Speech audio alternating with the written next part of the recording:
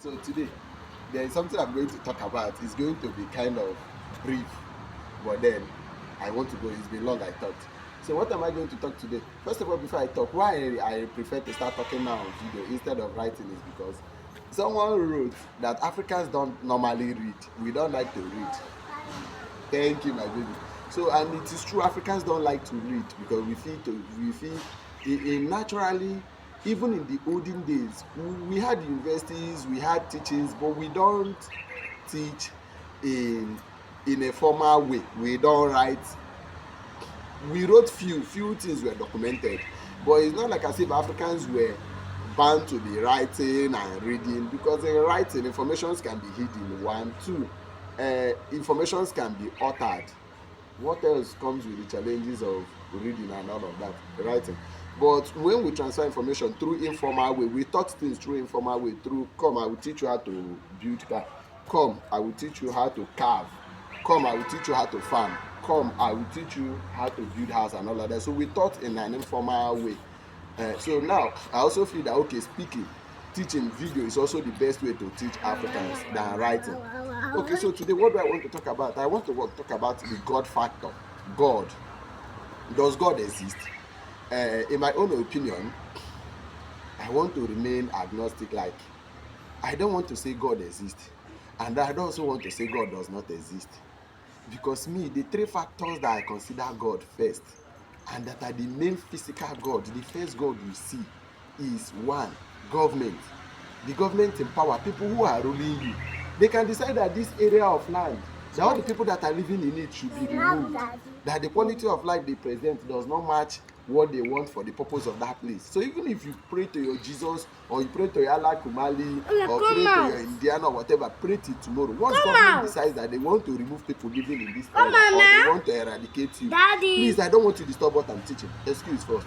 So they can actually do that. So the first powerful people are the people who are in power, or the government. They are the first gods that you know. Whether you like this to be true or not, it is true. Because even that your church, that government can decide that your church is not well situated, or it is not registered, and they can demolish your church. They are above the God you talk about. Government is above the God that you believe in. So government is first the God that we Africans don't recognize. That is why we don't pay attention to the kind of people we elect into government, and when we elect bad government, we suffer the consequences of bad government. Africans should take government as a first assignment, like as we go to church to worship every day. That is the way we should pay a lot of attention to government we put into power, because if we are led by bad people, they supersede the power of our religious centers and the houses we build for our gods. See what is happening in Anambra. The governor is actually fighting war against Omenala and ordinary people. In these guys that is fighting crime, if he's fighting crime, he should go for all of the people who involved in crime. But he's not fighting even Omenala people through president generals of communities. It is God. God fighting your own God that you believe in. Government in power is God. One.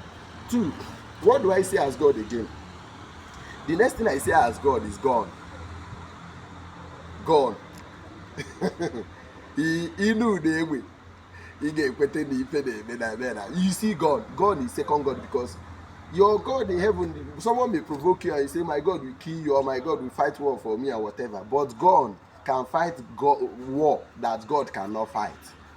God is powerful, and your life depends on God, because God can even kill a man of God, and God can kill an Islamic leader. That is why when Israel are now fighting war now against Gaza, they are using gun and modern sophisticated weapon. They are not praying to God of Israel to fight for them. It is God. God is God. If you accept, if you don't want to accept, left for you. The next thing I say as God is your head, your brain boss. Do you know your brain can help you manufacture drugs that can cure cancer? Your brain can help you manufacture drugs that can prolong your life. In fact, I think there is a research now that is going to fight against death, and that is going to fight against aging. It is going to be mutation drugs that affect gene and affect the ways genes grow old and duplicate and multiplicate or whatever. These drugs will not help to alter your life so that you won't be aging. You can live as long as you want to live. Brain. Brain can help you manufacture computers that can help you solve most problems that God cannot solve for you. Brain. Brain can help you control weather conditions, control rain and when rain should fall. Brain. Brain can help you manufacture a aeroplane that can help you go to places that your God cannot carry you to. Brain. Brain. That is why when the white man came and they fought Africans and they held us by chain and they treated us like animals and they took us as slaves, when they saw that this was no longer possible, that this can no longer carry the test of time, because people are not going to say this slavery is too harsh and human beings should not be treated this way, they came to your brain. Once they take your brain, they take the God factor in you. So they brought their religions, different religions, and they held Africans down, believing that a savior is coming to save Africa. While they are developing their own land and building heaven in their own land, they've taken your brain. Once they take your brain box and your battery, you are gone. They are God over you. You see the white man, you promote white supremacy. You see the white man as having the science, having the knowledge, having the technology, living above you. But the truth is that Africans are very smart, strong, intelligent, with very strong and resistant gene, the melanin atom. You think what has Africa contributed to world politics, world this and whatever? If we were not held back then, Africans have solutions to most problems in the world. I have a solution to one of the world problems. It is your ego, your brain. Your ego activates your brain to do the brain is your third God.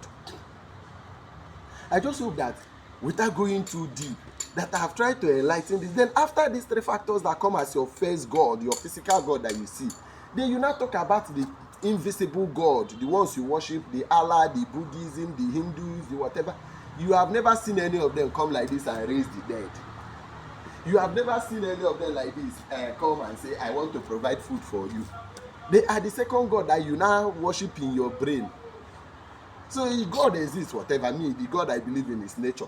That there are some things you can meet in nature and they become very powerful and manipulative.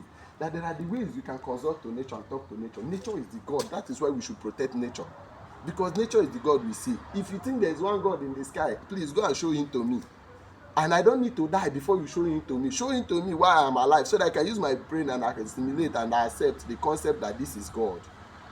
Because nature is what I see as God. I don't know if I've taught you anything today, but I hope you've listened. And if you continue listening, you will continue learning.